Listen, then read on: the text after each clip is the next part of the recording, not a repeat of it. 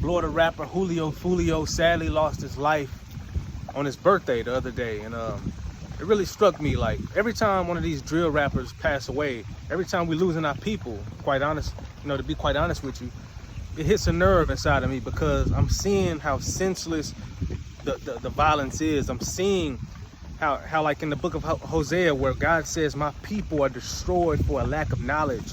And so it just hits me in a different way. I didn't listen to his music, but I did know that he was known for celebrating his enemies' deaths, right? He made songs mocking the dead. He made songs, and that's like the new wave. Like, I think Chicago really started that, like dissing dead people. We didn't do that when I was coming up, but now, like I said, it seems to be the new wave.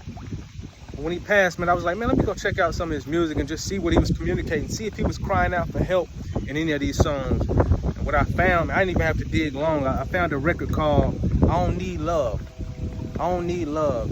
And you don't have to be a therapist to understand. Usually when a person is screaming what they don't need, right? When our ladies say, I don't need a man, I don't need love. This hit close to home. My wife, before we got married, she had a tattoo on her fingers that said F love. I knew that was a wall, right? I knew she was putting the wall up. She had been hurt. And so you don't need to be a therapist to understand that when a person screams what they don't need, that's probably what they desire the most. And so Julio had a song called I Don't Need Love, and I'm gonna play a clip from it, because in this record, I believe he was spilling his heart. Julio, man, he desired love. Now, this doesn't excuse his actions, right? This doesn't excuse the decisions he made while he was alive, but it does give us a closer look as to why some of these guys, and girls for that matter, are making this toxic, dangerous music, are going out hurting people, or being just hateful out in the world and putting hate out in God's earth, man. It's giving us a closer look. Is it possible that because they don't have love, because they don't feel love, they don't have any love to give? Check this clip out, and I'm gonna give my thoughts on it. Tried to wipe my tears away, but they keep on running. Trying to hide from all my problems, but they keep on coming. I went broke, found out who was around for money. NJ thought that was the only nigga threw me something. I swear.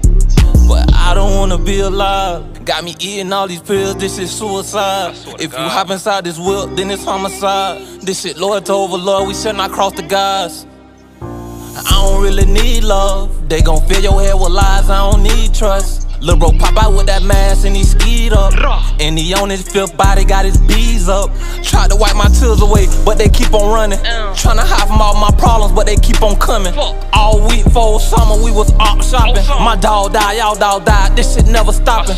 But I can't save you. I swear to God, I wish Bibby never walked out that door. I told him don't leave. But I can't save you. I told my kid don't walk out the door, and he died on me. When them bullets flew past us, I wish I would've died. I was riding with them killers, strictly homicide. My mama tryna make me happy, but she know I'm tired. Swear to God, I'm tired of this shit. She know I'm tired. Nigga. Wasn't that clear? What he needed, what he desired? Like, he was tired of losing people, his friends, his family, losing them to the streets. He was sick of popping pills and stuff. Like, that's another thing that's on the rise today, is this pill popping culture. And what that is these youngsters are out here trying to drown and numb themselves from all of their pain. And they just find that they can't do it, right? It's impossible to drown your pain out with pleasures or with pills or with possessions. It's just impossible. I wanted us to look at this so we can stop the cycle if we can, right? Julio is gone, unfortunately. He's not coming back. He made bad decisions, and he suffered the consequences of living a life engulfed in violence, in just foolishness. And so, all we can do is pray for his family. Jesus said that when you live by the sword, a person would die by the same sword. And basically, he was telling us this: when you invest your life in violence, you're gonna get a return on your investment every single time.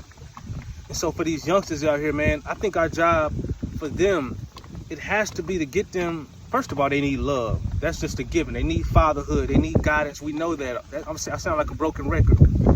But we have to get them to see the laws of sowing and reaping that God has set up in his world. That's all it is. What we sow, the seeds that we sow, we will get a return on them. And if they want violence, if they want to sow violence, if they want to sow destruction, hatred, anger, immorality, they're going to get a return from that. But man, we have to start sowing the proper seeds to reap life, to reap, love, to reap all of these things that we so desperately desire. Pray for Julio's family. Pray for some of your family who probably going down the same road that he went down. And pray for our generation, man. It's your boy Rain. If you like what you heard, subscribe. You gotta make a change. I don't know about you, but it's gonna start with me. Let's go.